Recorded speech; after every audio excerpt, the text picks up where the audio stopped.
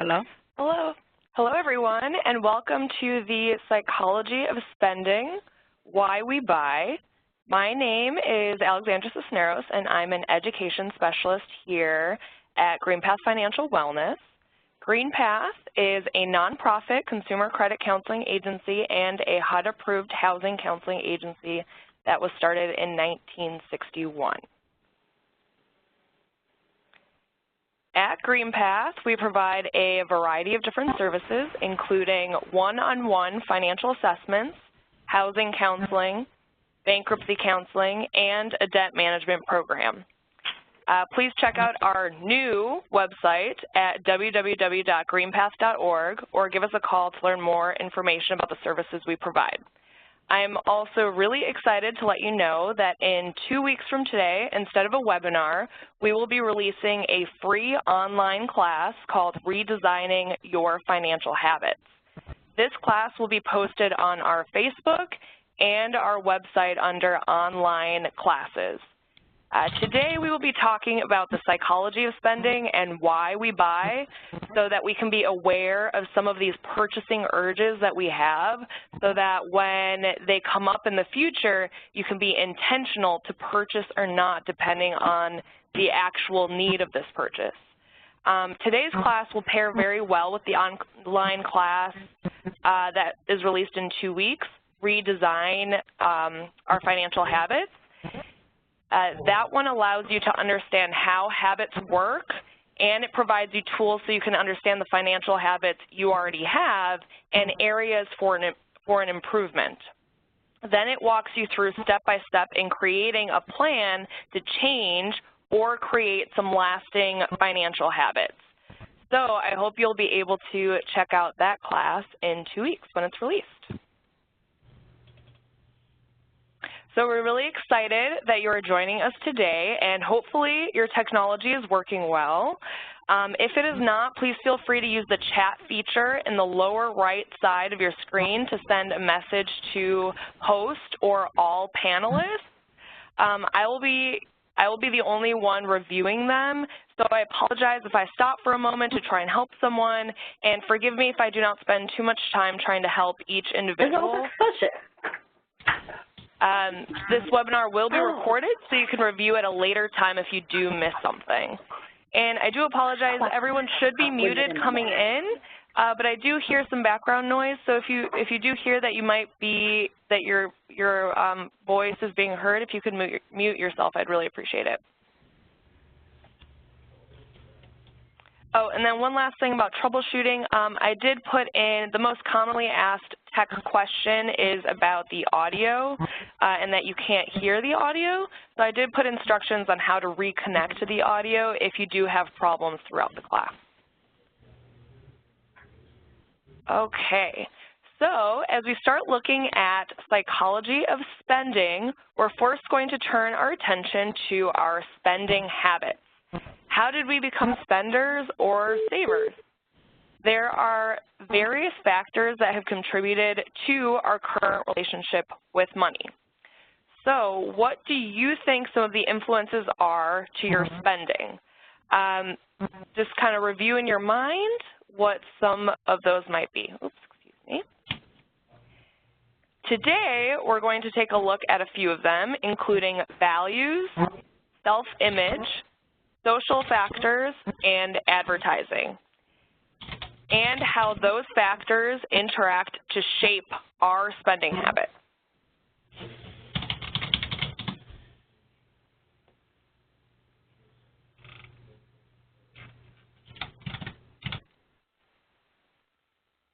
Okay. To understand why we spend, we must start with understanding our values and our attitudes towards money. So what is the difference between values and attitudes? The two words are often used interchangeably, but are actually rather distinct ideas. Values are strongly held beliefs that reflect our upbringing. Without examination and conscious effort, it is very difficult to alter a personal value. attitudes are more easily changed. They usually reflect our current life situation, our likes, dislikes. As such, they are not as deeply embedded as values. The two work together and can influence each other, but are not the same thing. A simple example of the difference, meet Robert. He values hard work and commitment, but on Monday morning at 6 a.m., his attitude towards work may be less than positive, creating in him a negative emotional reaction to his alarm going off. That's great, but what does that have to do with spending, right? It matters because our values usually influence our attitudes. Our attitudes create an emotional reaction. That emotional reaction can lead us to certain behaviors. For some of us, that behavior, gets in the way of achieving our financial goals. So how do we stop the counterproductive behaviors? We have to go back to the beginning and understand where our values about money and spending come from. The only way to alter your attitude towards money and thus your behavior is to understand the values that lead to those attitudes.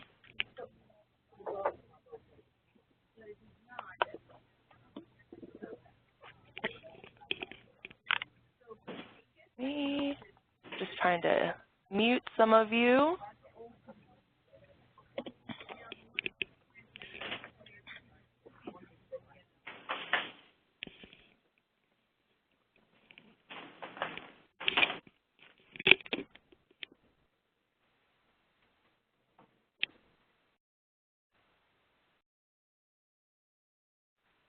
Okay, sorry about that. Okay, our money values are influenced by several different factors. What affects our money values? We're going to start with our family. The family in which a person is raised usually has the greatest influence on an individual's values about money. Research finds that we are a lot more like our parents than we think, at least as far as our spending habits are concerned.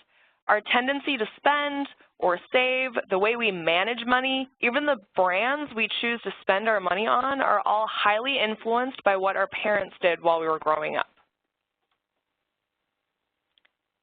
The next item is media. American movies and television shows are filled with images of the good life. The lifestyle depicted is often far from reality that most of us experience. And yet these projected images deeply influence the way we see our personal level of success and what we value. Next is culture. An individual's values are also influenced by cultural values.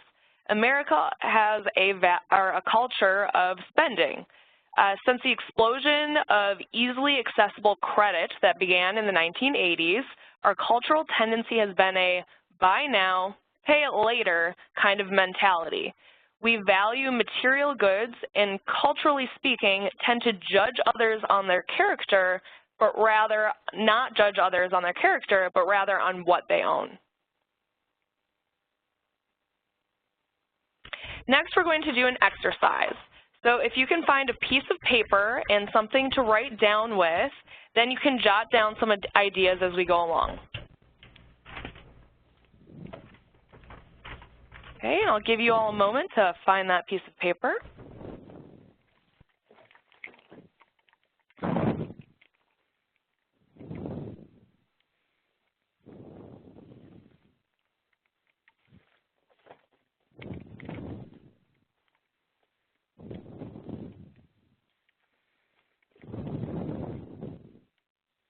Okay, in this exercise, we will follow the steps below to learn about our values. Step 1, identify a time in your life when you felt happiest. What were you doing? Were there others with you? If so, who was there? What in particular made this time happy for you? I'll give you all a moment to reflect on that and maybe write it down.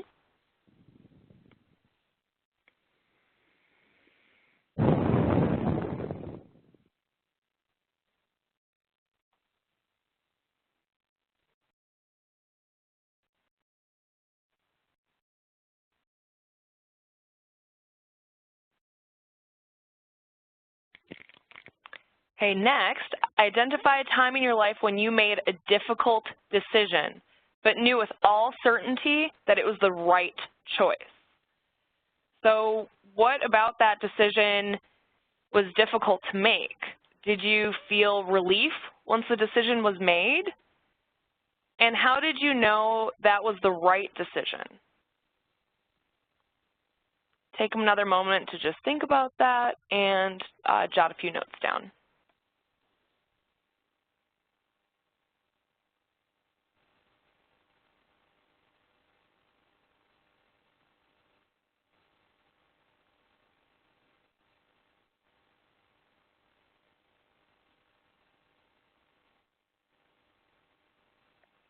Okay, then next is identify a time in your life when you felt the most successful. What about that achievement made it a success? Did other people know about the success, or was it a personal achievement, one on your own?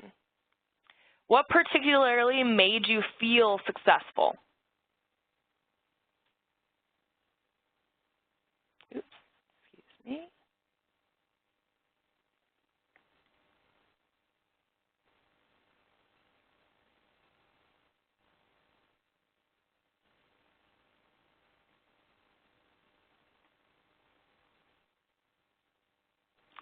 All right. Step 4, identify a time in your life when you felt the most satisfied and peaceful. What was happening at that time? Were there others with you? If so, whom? What in particular made this time peaceful and satisfying? Just give you another moment here to reflect on that one.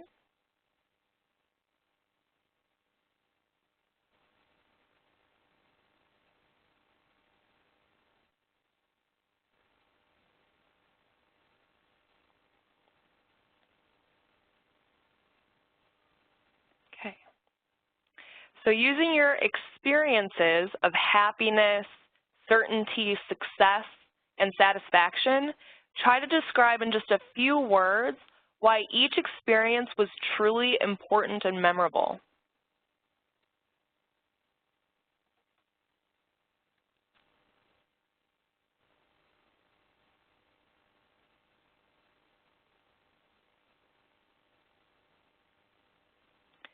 So this exercise often leads us to our few core values. To give you some words used to describe values, you can refer to the screen that appears here with a list of different values. Most people have between 3 and 7 core values. If you find you have more than 7, see if you can maybe group a few of them together. If so, choose the one that best represents the group of values.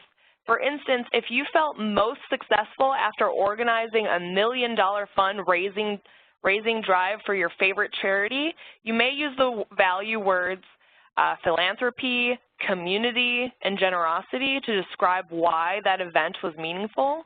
These 3 words could then be condensed even further to say that service to others was a true value of the event.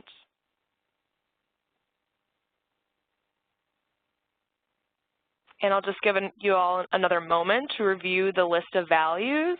And if you feel that one just feels right, associated with the things that you wrote down, then that's probably one of the values that you have.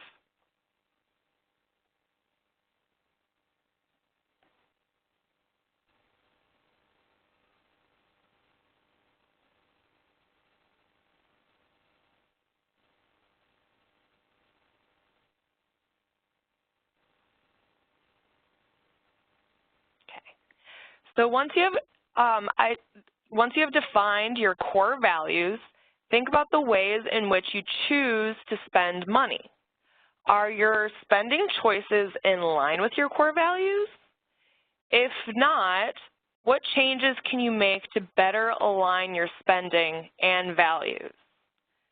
So a lot of times we have these core values, and it's really important to us to follow them, and yet other influences have us spend money in a different way, and that kind of conflicts with the values. So this is just meant to reflect back on what they are and what our spending choices are too, and how maybe those interact, and maybe how you want to redirect them to be more in line with your values.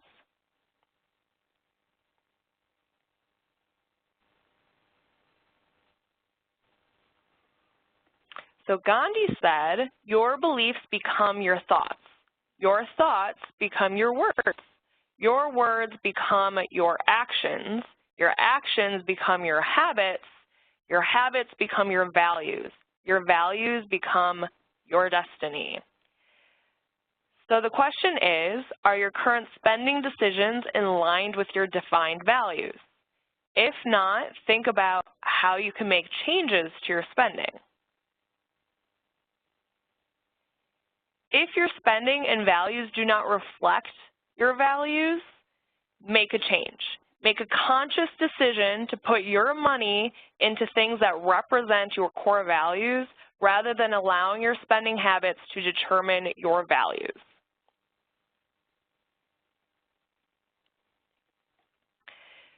Make it a family affair. So share your values with your family. Spending decisions will be influenced by every member of the family. It is important that everyone understands one another's values and that you have identified shared values. So maybe you could do this after dinner one night where you all just have a short discussion about what's most important to each of you. You could potentially go through the questions that we went through earlier with each one of your family members and to understand where everyone is coming from within your family. So now let's turn to our attention to other influences on our spending behaviors. The effect of advertising on spending. Experts estimate that the average person is exposed to anywhere between 250 and 5,000 advertisements daily. This takes into account not only the advertisements that we see when watching TV or listening to the radio, but also those that pop up while we're surfing the internet or Pinterest or Facebook and while using our favorite apps. There are also the glaring advertisements like billboards lining the highway, and also there's product placements in movies and TV shows. I mean, do you suddenly notice in your favorite TV show that your character is holding up some sort of product when it doesn't actually need to be there? With the amount of advertisements we're exposed to daily, there is absolutely no doubt that this has a major influence on our spending habits. And yet, it becomes just part of our decision making. We don't even notice that they're there after a while.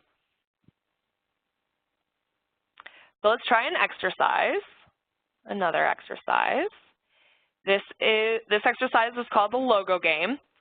The influence that advertising has on our spending starts early. By the time children are 3 years old, they are not only able to recognize brands, but they have already developed strong value judgments as which brands are better than others. So making that judgment of this one's good and this one's bad. So let's test our own branding recognition skills by seeing if we can identify these logos. So just think on your own. I'm sure you can identify them rather quickly, and if you can, you know that you've also been part of this and you've been subjected to all of these logos and over again. So who's this one? I'm sure you all know it's Nike. Sure you recognize this one, Kentucky Fried Chicken.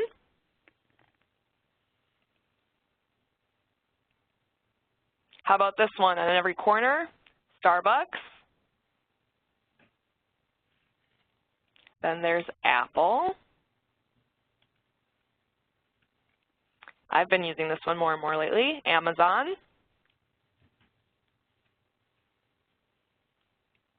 Know this one? Chili's. Oh, you're hungry real quick and you need something from the dollar menu? McDonald's. Twitter. And Target. Thanks for playing the logo game. So I think you'd agree we all can name these logos with pretty little hesitation. Short of living in a cave and cutting off all communication from the outside world, what can we do to combat the influence of advertising?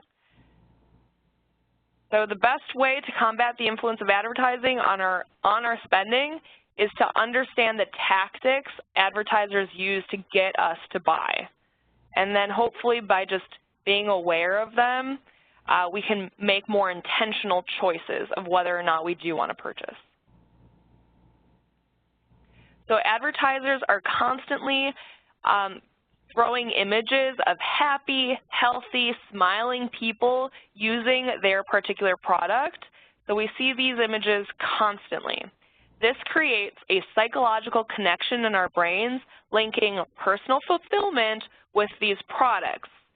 These connections are so ingrained in our psyche and culture, we base an individual's worth, including our own, on the stuff that we have. There are also social situations that can influence our purchasing behavior. So what are some of the social circumstances that might affect our spending? Maybe jot down some answers and I'll give you a second.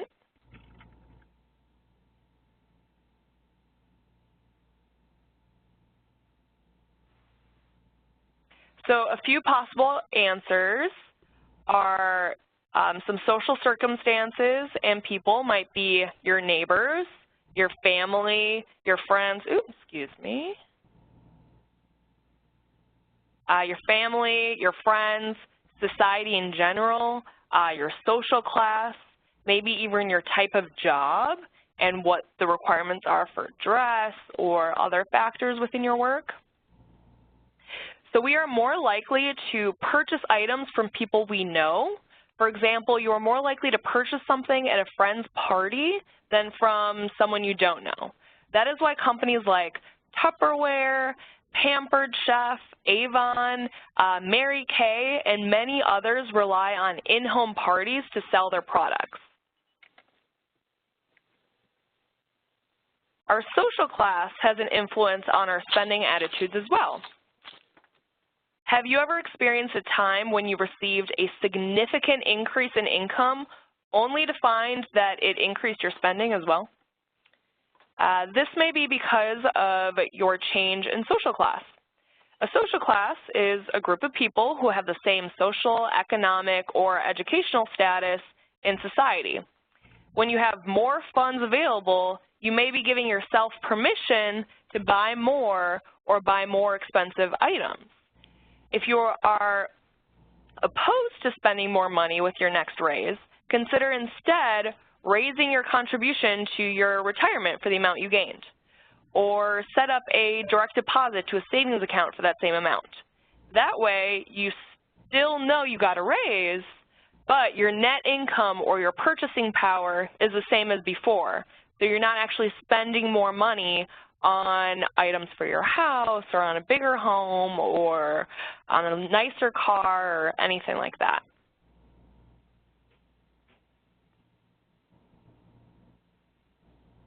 To some degree, consumers in the same social class exhibit similar purchasing behavior.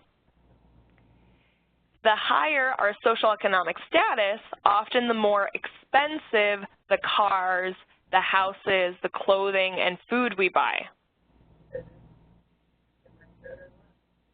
Our peer group also has a strong influence on our spending habits. We may think that peer pressure of this kind only exists for teenagers, but it is true for adults too. Have you ever found yourself going out to lunch at work even though you brought lunch because everyone else was going out? Yeah, me too. Or maybe you were spending more than you intended to when you were shopping with a friend. Excuse me a moment. Just going to try and mute a few of you.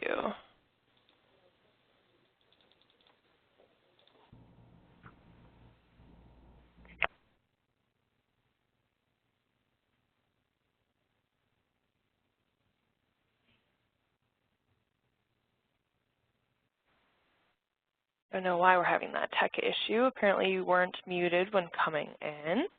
Sorry about that, everyone. Okay, so we hope in bringing this to our awareness, this social class and peer pressure that influences a lot of our purchasing, that we can curb that pressure to spend. So just by knowing that this pressure exists, we can still choose to spend if we want to, or if we choose to, but we can also choose not to. So does one really need that really expensive car? Or maybe we're okay with something less than what we can afford, and then that money that we save could be used towards other means, like a goal with your family or something more connected to your values. Sometimes it helps imagining yourself in the situation ahead of time. So for example, if you know you get asked out to lunch frequently at work, but are committed to saving by prepping lunch ahead of time, consider what you might say when you are asked to go out to lunch. You could say something like, "Oh, not today, I've made my lunch. Thanks, Susie."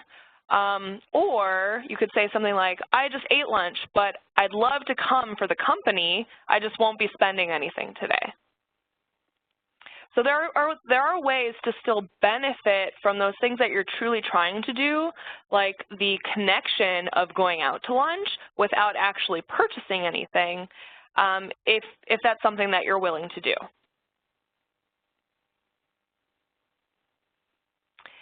And let's not forget about the influence of the atmosphere. So most of us have had the experience of being in a department store or shopping mall and finding it extremely difficult to find the exit.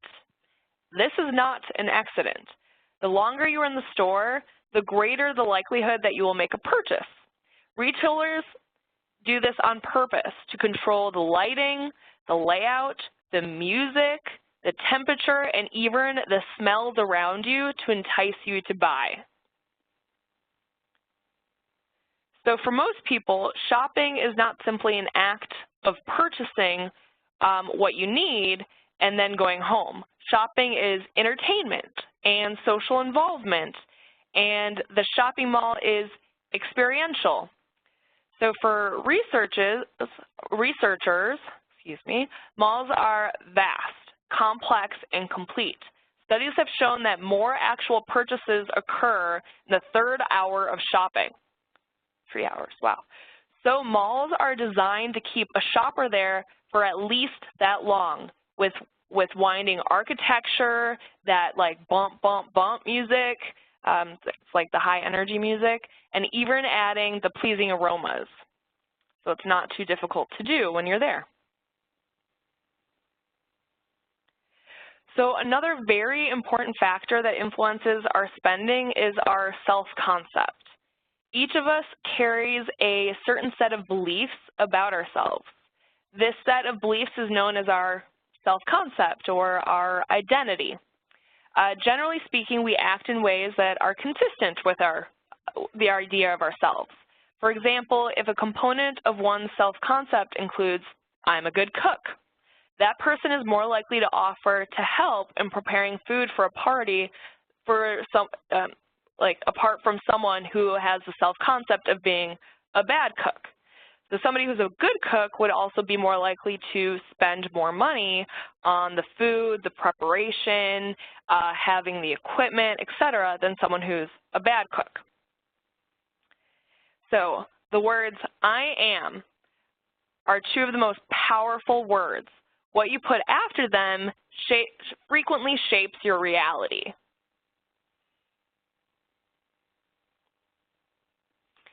So your self-concept answers the question of, who am I?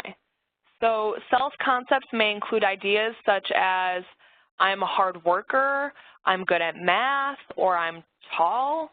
Now just think for a minute about your self-concept in regards to spending.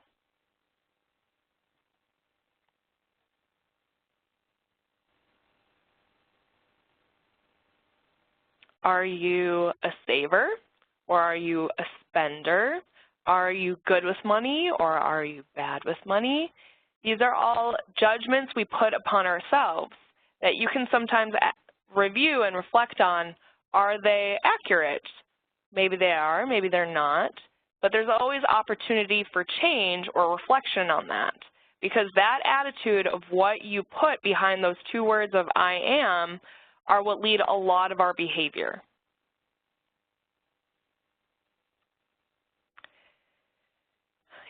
Also, keep in mind that when our behavior, so what we actually end up doing with that money, doesn't match our self-concept,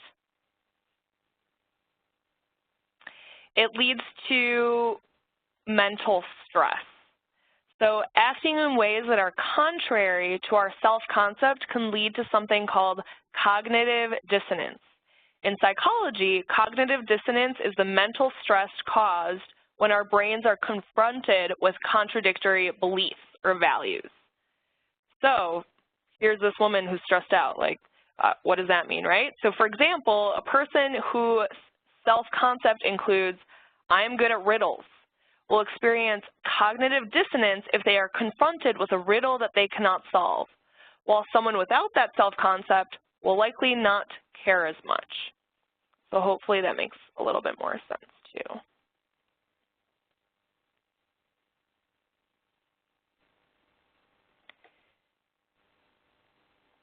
So keep in mind that if your beliefs don't match your behavior, you will be stressed out. And let's not forget about the idea of self-fulfilling prophecy. A self-fulfilling prophecy is a prediction that directly or indirectly causes itself to become true. So what does this have to do with money? Because we subconsciously go to great lengths to avoid cognitive dissonance, the being disassociated with that concept of ourselves, with our actual behaviors, we will act in ways we will act in ways consistent with our self-concept around money. So if you think of yourself as a saver, you will probably feel more psychological stress when you have to take money out of a savings account for a large purchase. If you think of yourself as a spender, you may be more likely to make impulsive purchases. Examining and recognizing your self-concept around money can help you avoid behavior that is counterproductive to reaching your financial goals. A spender who makes a conscious effort to change their self-concept to that of a saver will find it much easier to save for their goals. So if you do think of yourself as a spender over a saver, maybe consider reflecting on that, seeing if that's true, if you want that to be true, because you can change it. It's not necessarily accurate. So changing how you think about yourself may actually change your behavior. When faced with the decision of whether to buy or not to buy, if you think to yourself, I'm the type of person who saves money, you might actually find that it is easier to not buy and to actually save that money that you want to save. So once we have a greater understanding of our values and the factors that affect our attitudes about money, we can then decide if we need to make a change to reach our financial goals. If you have determined changing and becoming more of a saver than a spender, then it's time to talk about a few strategies to save. What does pay yourself first mean? Paying yourself first means to designate a certain amount for money before to go into savings before any other bills are paid. So for example, if you decided that you will save 10% of your income, then you would create your budget based on 90% of your take-home pay. People report the most success when they have 10% directly deposited into a savings account. If you don't see it, you won't miss it. I've also personally seen through years of counseling that people who save frequently on a monthly basis, it greatly reduces the amount of stress they have in regards to money available or upcoming potential emergencies. Another strategy is to learn to love saving. You may find that watching your money grow and saving for future purchases will be more satisfying than spending impulsively. Remember, we talked about this. Change your self-concept from one of I love spending and going to the store and the mall to I love saving, watching that savings account grow month after month after month.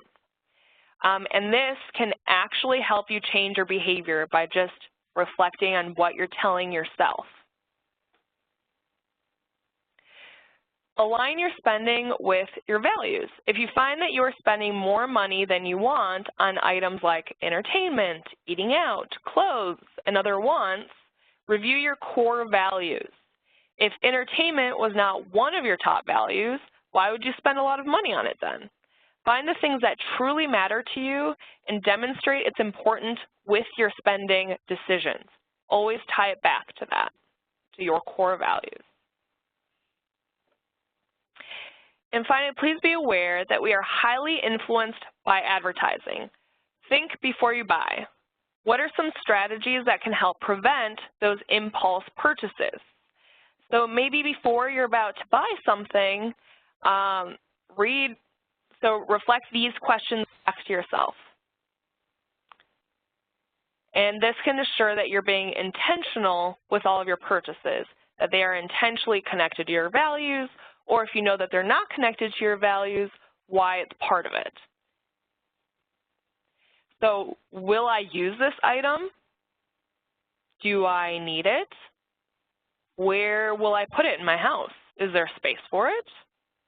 What will happen if I wait? Maybe if I wait a week or 2 weeks to purchase, will I still want it then? Just some questions to consider. So, understanding your values, attitudes, and emotional reactions can help you change your behaviors. So defining your values helps you make money choices that are in line with them. Being aware of the things that impact your attitudes, such as social status, peer pressure, and advertising, can help you change your behavior. And don't forget, building your savings usually relieves stress. Combining this insight with why you buy will hopefully help you make the choices that will allow you to meet your financial goals. So I really hope this webinar has been helpful to lead you on the path to be intentional with your money choices. And remember, you're welcome to schedule a free phone or in-person assessment to meet with one of our financial wellness experts to review your credit report and receive tips tailored to your own specific, unique situation. Oops, excuse me. And we're back to the first one, so sorry about this.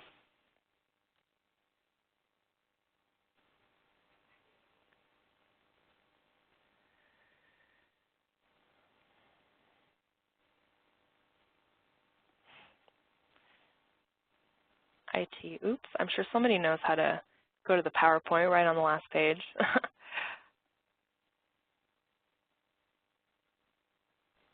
Almost there. Okay, here we are again. So, again, you can visit our new website at www.greenpath.org, or you can give us a call. And also, in 2 weeks from now, we will be releasing that new online class. It should take about 40 minutes or so for someone to do it on their own.